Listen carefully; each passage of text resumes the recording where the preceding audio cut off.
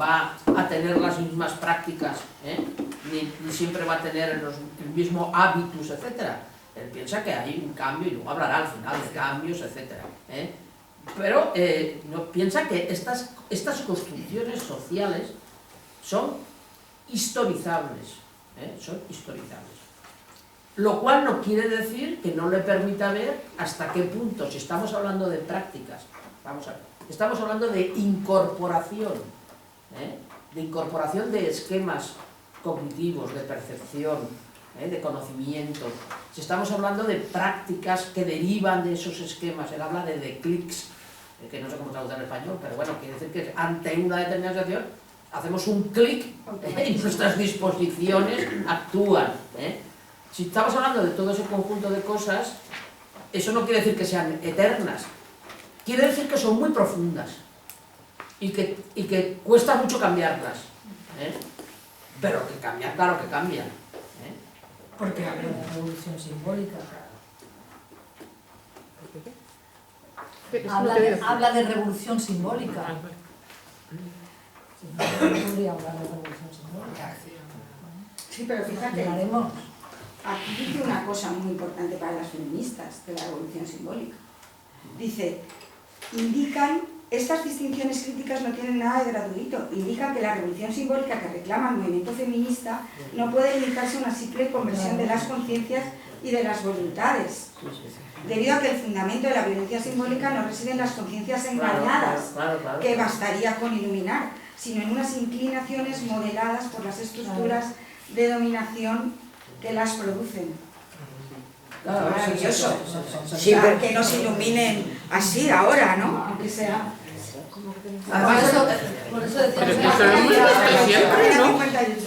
Por eso decíamos el otro día que la pedagogía aquí pega un poco.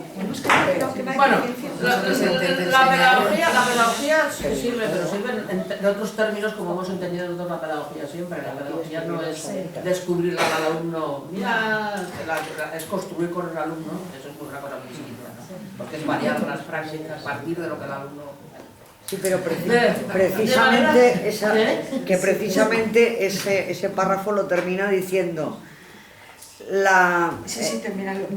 dice, pero una relación de dominación que solo funcione por medio de la complicidad de las inclinaciones hunde sus raíces para su perpetuación o para su transformación en las estructuras que producen dichas inclinaciones. Claro, lo que pasa es que él también piensa que esas estructuras, digamos, tampoco son eternas, ¿no? Lo que pasa es que, porque para él las estructuras no son las estructuras entendidas en términos marxistas de lo que se entiende la infraestructura, etcétera, sino está hablando de las estructuras del campo de dominación, lo que está definiendo ese campo.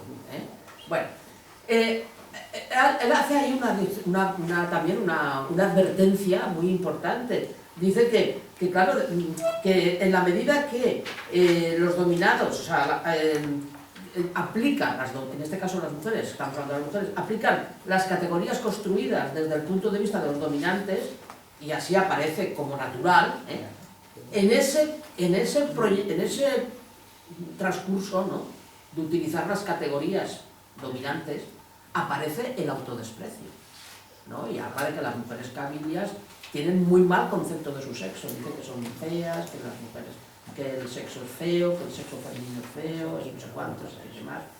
O sea que hay una, sí que por ahí, lo que decía Maite también, se cuela el autodesprecio, que ya sabéis que es un poco la profecía autocumplida, cuando una mujer se autodesprecia o no tiene, o cualquier sujeto que tenga una capacidad de no reconocimiento de sí mismo, etc., es muy fácil que cumpla el destino, Acaba siendo despreciada. acaba siendo despreciada, ¿no? Bien. Luego, por otra parte, es interesante el concepto que también utiliza, que es que la violencia simbólica actúa por la adhesión, lo que hemos dicho de la adhesión, y que son, lo que tú decías, Berta, aplicación de esquemas de adhesión naturalizados. Esquemas de adhesión naturalizados. Luego veremos ejemplos. Y lo de la violencia suave y la menor invisible. Yo quería leer página 51-52, no nos llevamos mucho tarde, no nos llevamos. ¿Qué tiempo? Que cada uno tenemos las páginas. Página 51.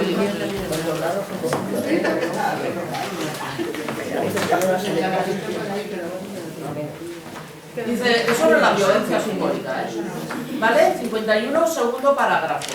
Dice, al no poder citar con suficiente refinamiento, haría falta una Virginia Woolf, unos ejemplos suficientemente numerosos, suficientemente diferentes y suficientemente elocuentes de situaciones concretas en las que se ejerce esa violencia suave y a menudo invisible, me limitaría a unas observaciones que en su objetividad se imponen de manera más indiscutible que la descripción de la infinita pequeñez de las interacciones.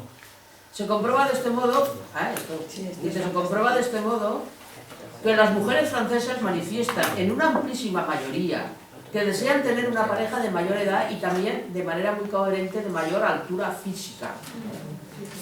Las mujeres francesas, bueno, y dos terceras partes de ellas llegan a rechazar explícitamente un hombre más bajo. ¿Qué significa este rechazo? A que desaparezcan los signos convencionales de la jerarquía sexual.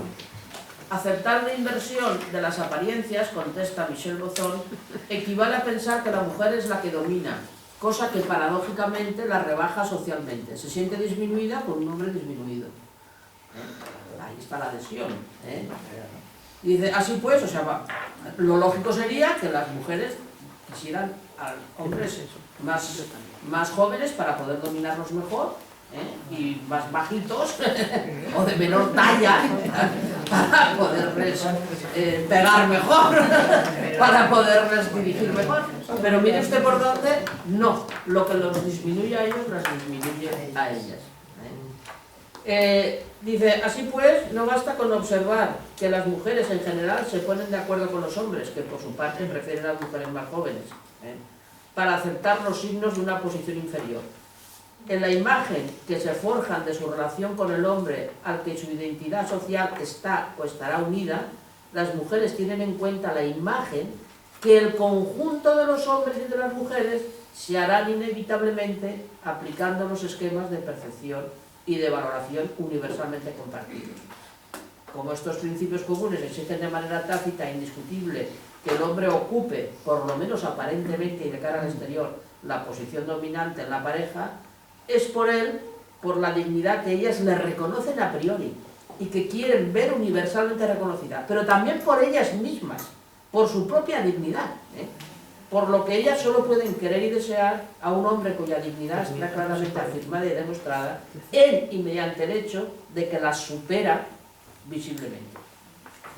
Y ahora cierra el círculo diciendo, y esto evidentemente al margen de todo cálculo, a través de la arbitrariedad aparente de una inclinación que no discute ni se razona, porque daros cuenta que todo esto son las condiciones del amor, por otra parte.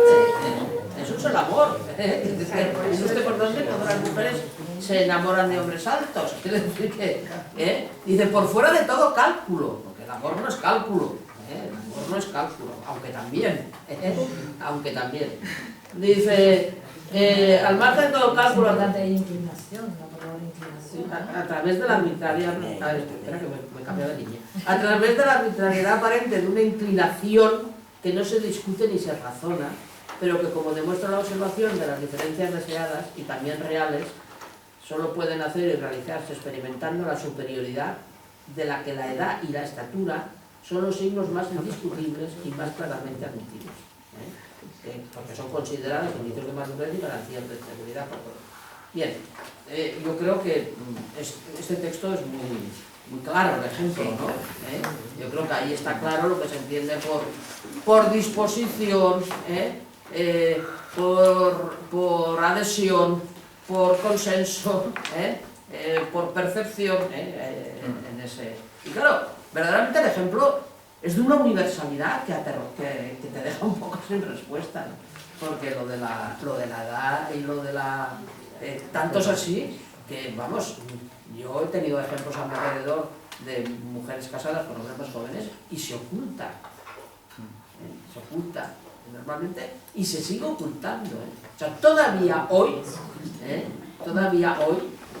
de alguna manera, hay las mujeres, por la dignidad de los hombres, que de alguna manera la representan, pero por su propia dignidad, porque es como ellas se sienten, ahí no voy a utilizar el plural,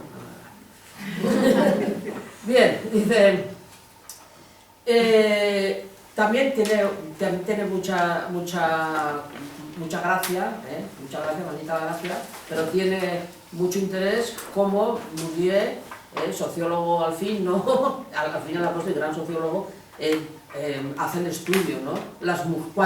En el momento, allá fuera de la sociedad cabilla, cuanto más jóvenes, cuantos más pobres y menos estudios y más dependencia, más importan estos esquemas, solamente en ciertos niveles culturales altos, las mujeres menos dependientes se permiten a sí mismas casarse con hombres más jóvenes y más bajitos.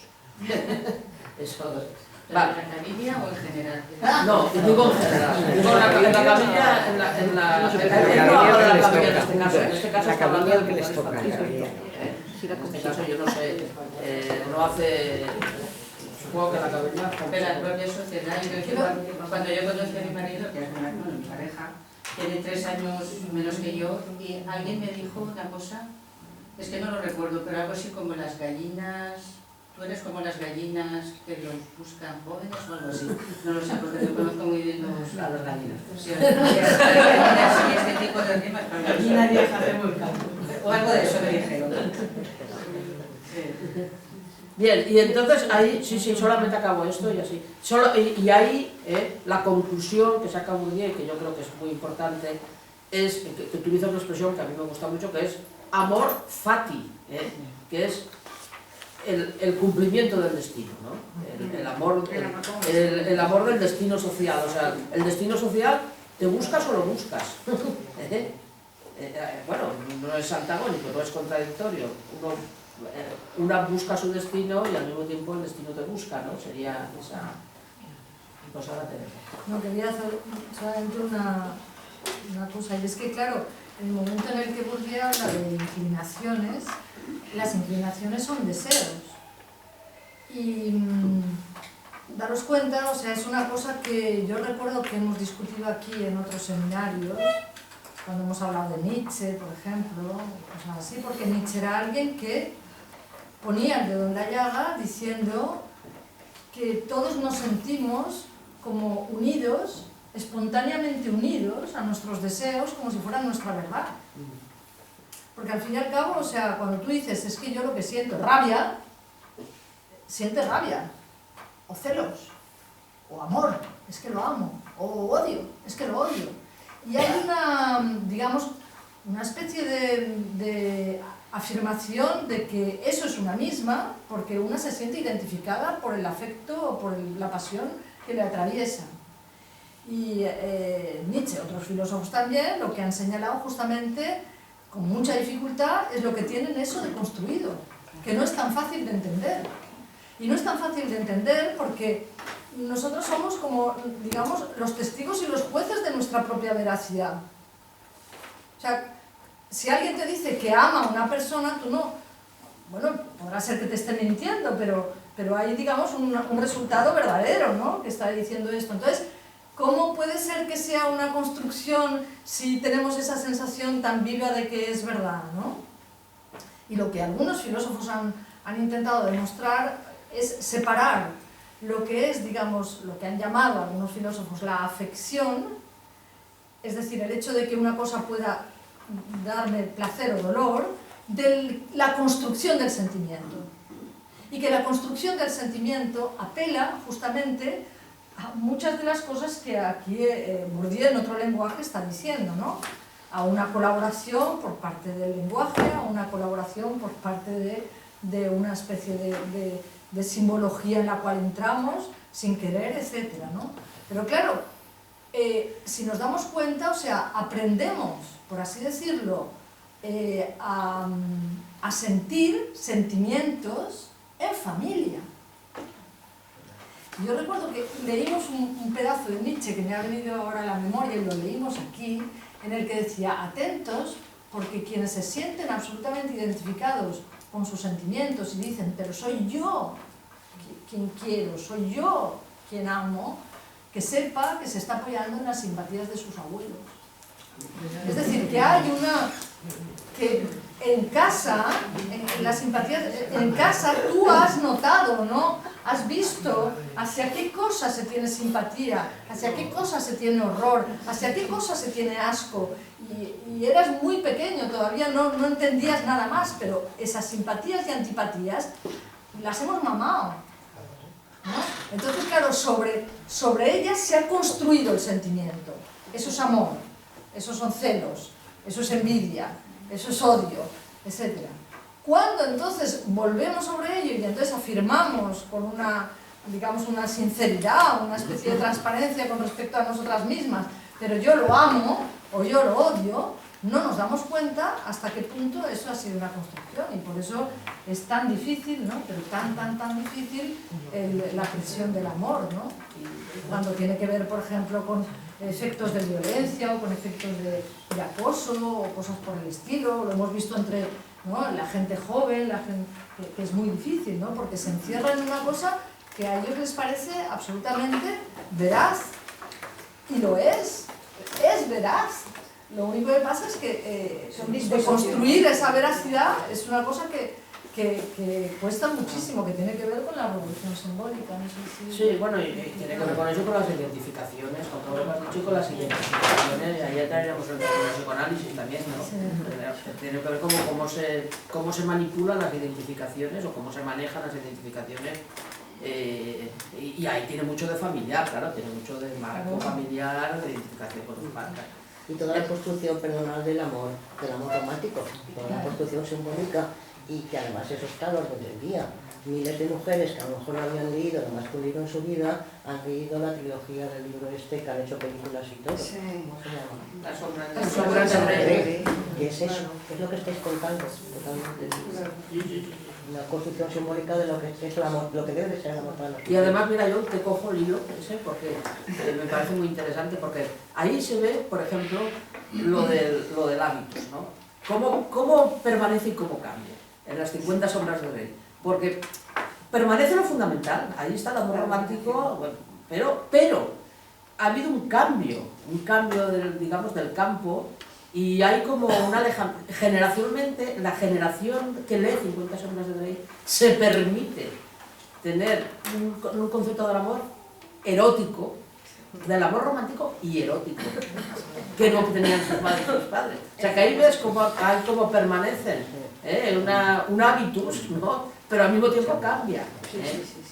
Aunque yo creo que hay lo fundamental, el elemento fundamental. Sí, pero es interesantísimo, ¿eh? O sea, yo recuerdo en el mercado central hablar con las dependientes de las 50 sombras de Grey, que yo no las he leído. Sombras. Pero es que yo dije, esto es bueno porque están hablando de sexo. Ellas quieren buen sexo. Entonces eso es un cambio. Pero permanece la dominación. Pero permanece la dominación. Yo no las he visto, pero me va a contar. Es por ejemplo perfecto para ese capítulo de permanencia y cambio. Lo retomamos. Aunque no le yo no lo voy a decir. Bueno, vamos a ver. Continuamos.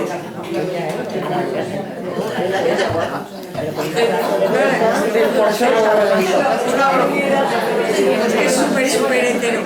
Bueno,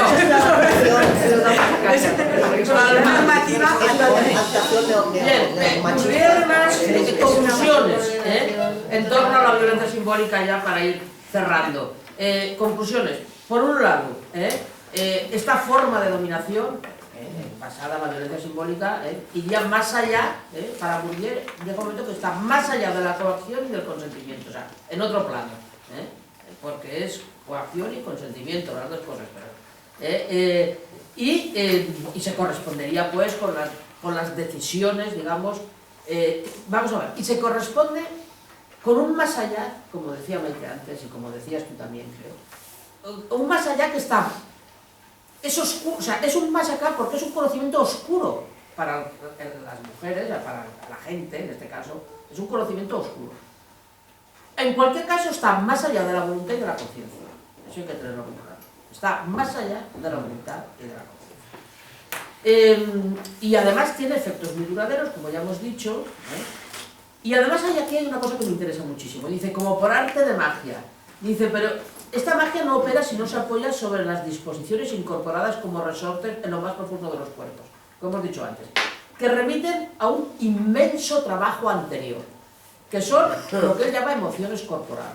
Y eso es interesantísimo, porque ahí sí que se explica casi todo. Vergüenza, humillación, timidez, ponerse roja, ansiedad, temblarte las manos, todo eso son manifestaciones, emociones corporales, pasiones del sometimiento, de la brecha, del puro reconocimiento de ti misma, ¿no? de la dificultad del reconocimiento y del aprendizaje de las prácticas que te someten siempre a una lejanía del espacio público, etc. Un amigo muy querido por otra parte por mí, con el que comparto muchas cosas, me dice un día, yo no sé qué hacer, porque es profesor, dice, de la universidad, y me dice, yo no sé qué hacer, porque tengo unas alumnas excelentes y oye, es que ni se quieren presentar a las becas, ni quieren hacer no sé qué, ni quieren redactar artículos, no sé qué, es que no quieren hacer carrera profesional, es que yo ya no sé qué voy a hacer con ellas. Son las mejores alumnas, no tengo alumnos mejores que ellas, pero los alumnos van a hacer mucho más carrera que ellas, porque ellas no quieren hacer nada de lo que ellos quieren hacer. ¿Por qué es? Bueno, pues aquí estamos, aquí estamos. Yo lo he vivido también muchas veces en el desempeño profesional, ¿no? Pues en los institutos, en tal, en cual. En los institutos se ve muy bien. Voy a aportar que los institutos están altamente feminizados, ahora menos porque como ya hay tantísima competencia otra vez en las oposiciones, pero bueno, son espacios muy feminizados. ¿Dónde? 4 a lo mejor cretinos que hay, con perdón, porque a veces son cretinos, hay excelentes profesoras, excelentes profesionales, pero que no hablan en los claustros, o que si tú quieres, no todas por supuesto, que sí, ¿no? Pero casi todos los equipos directivos, cuando quieres formar un equipo directivo, a mí me pasó, yo me presenté a una dirección y tal, y yo quería que mi equipo, menos uno, fueran todas mujeres. No había manera de encontrar mujeres que me quisieran acompañar, porque no querían, porque no, yo no quiero eso, yo no tal, yo no... O sea, la continua manera de posponer, pero al final todo eso es currículum, todo eso cuenta, todo eso sirve para no sé qué, para saber. Entonces, todas estas emociones corporales, tienen mucho que ver con los techos de cristal, evidentemente. Lo del techo de cristal, yo creo que es un poco una chorrada decirlo del techo de cristal, pero no es techo de cristal, es el techo que está aquí, que cuando voy a hablar en público me tiemblan las manos. O dicen que les da mucha vergüenza. O lo que les da mucha vergüenza. O la sensación de humillación, de vergüenza que te impide tener un proyecto de vida, etcétera, la ansiedad, etcétera. Y eso hay que tener, eso, bueno, pues como ha dicho también antes Maite, y lo hemos dicho por aquí, eso no tiene que ver con la voluntad, es difícil de vencer, establece una continua pugna contigo misma que ellos lo sufren, un desgaste, etc. Y además, bueno, pues esta sumisión, dice Bourdieu, yo creo que tiene toda la razón del mundo, está lejos de ser el acto libre de un sujeto aislado. No es el acto libre de un sujeto aislado. Por eso también siempre que los actos de rebeldía o de resistencia a la dominación, siempre que se escenifiquen en un espacio colectivo, pues mejor para las mujeres, ¿no? Porque eso permite, también permite salir de ese aislamiento, etc. ¿Puedo decir algo? Sí, muy claro. Con lo que estabas hablando antes del techo de cristal y tal.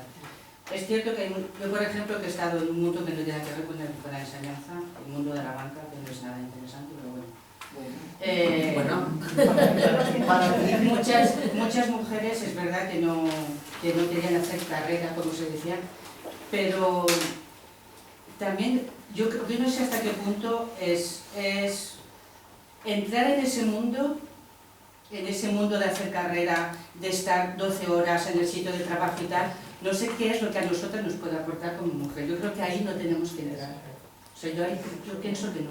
Ese techo, o sea, romper ese techo de cristal, si eso supone que tu vida esté ahí, que yo no sé hasta qué punto eso puede ser beneficioso para nosotros. Yo por lo menos ahí no quise entrar. No dice que tampoco me interesa hacer carrera ni, pero vamos, yo ahí no quise entrar. Entonces, posiblemente el mundo de la enseñanza sea diferente. También sé, por ejemplo, de jefas de estudios que están hasta las 8 en un instituto y lo que tienen detrás, pues es que es muy complicado. Pero es complicado por lo que supone romper un techo de cristal en esta sociedad capitalista. Por eso es complicado. Yo quiero decir una cosa saliendo al paso. Cuando estábamos diciendo antes que la revolución simbólica, yo dije, pero está diciendo que también se puede, o sea, no, porque a veces cuando lees el libro de Bourdieu, entre que es circular y que te encierra, pues parece que es que no hay salida, pero él mismo está diciendo justamente, ¿no? Porque está historizado y porque además existe una revolución simbólica. Además, también porque estamos nosotras aquí. Quiero decir que en 100 años nosotros podemos atestiguar qué es lo que ha cambiado, pero qué es lo que ha cambiado en las disposiciones también. Entonces a mí me gusta que él dice, la revolución simbólica no es la conversión de la conciencia, por lo tanto no es una cuestión ideológica de que convenciéndonos de que esto está muy mal cambiaremos y tal, sino que dice que se lleva a cabo por una transformación de las condiciones sociales de producción de las disposiciones. Y yo estaba pensando, vamos a ver, ¿cuáles son las cosas que han hecho que nosotras seamos tan diferentes en cuanto a nuestras disposiciones, aunque pervive, o sea, yo no digo que aquí ya se haya acabado la historia, ¿no? Respecto de nuestras abuelas o de respecto de nuestras madres. Pues yo creo que es eso, o sea, no volvamos sobre la ideología ni sobre las condiciones, ni sobre el convencernos, sino sobre las condiciones sociales. ¿Qué ha cambiado? Ha cambiado que las mujeres tenemos 3 cosas diferentes. Una, mayor educación. 2, capacidad de independencia económica. Y 3, maternidad elegida. Y fíjate, el voto, o sea, no ha cambiado tanto las disposiciones como lo que ha cambiado esto. Entonces, Y nos hemos divorciado. ¿no? Es que eso me parece clave, lo he estado pensando todo el tiempo, porque si no rompes el dispositivo de la porque tenemos independencia económica. Claro, pero todo eso, y además hemos hecho eso y encima nos hemos Porque, por ejemplo, yo he visto mujeres de la generación de mi madre que hubieran querido divorciarse o que hubieran querido separarse y no tenían ninguna independencia económica. Entonces, realmente eso son condiciones sociales. Esto me hace pensar que lo que tú has dicho es verdad. Es decir, que una mujer, y además razonablemente dice, oye, yo tengo otros intereses, ¿no? Y además, a lo mejor los intereses incluso son mi familia o mi bienestar y tal, y no quiero meterme en eso. Pero es que justamente hay que cambiar las condiciones sociales de eso para que una mujer potente, para que una mujer que vale, esa mujer pueda estar en una posición de valor. Habrá que cambiar esas condiciones sociales, por ejemplo, habrá que cambiar todo lo que tiene que ver con la maternidad, todo lo que tiene que ver con la familia, todo lo que tiene que ver con los cuidados, todo eso tiene que cambiar. Y en la medida en que cambien las condiciones sociales de aquello de lo que nos hacemos cargo, porque parece que eso, bueno, porque eso es lo que nos hacemos cargo, eso también, digamos, permitirá que aquellas que quieran y que puedan vayan para adelante. Es decir, que el techo de cristal es verdad que lo tenemos dentro de nosotras, pero es verdad también que están en unas condiciones sociales que impiden absolutamente que alguien diga, ¿por qué voy a poner, o sea, si yo tengo un niño, tengo una niña, o sea, ¿cómo voy a compatibilizar esto, no? Pero eso la sociedad tendrá que ofrecerlo, es decir, esa es una pelea en la que no sé lo que veremos nosotras las que tenemos el pelo blanco aquí, pero es la pelea que viene ahora. De momento parece que vayamos para atrás, ¿eh? No. En cuanto a las ideas, el párrafo anterior del que has leído ahora mismo, lo dice, la violencia simbólica se instituye a través de la adhesión que el dominado se siente obligado a conceder al dominador por consiguiente a la dominación, cuando no dispone para imaginarlo, para imaginarse a sí mismo, o mejor dicho, para imaginar la relación que tiene con él de otro instrumento de conocimiento que aquel que comparte con el dominador. Y que al no ser más que la forma asimilada de la relación de dominación, hacen que esa relación parezca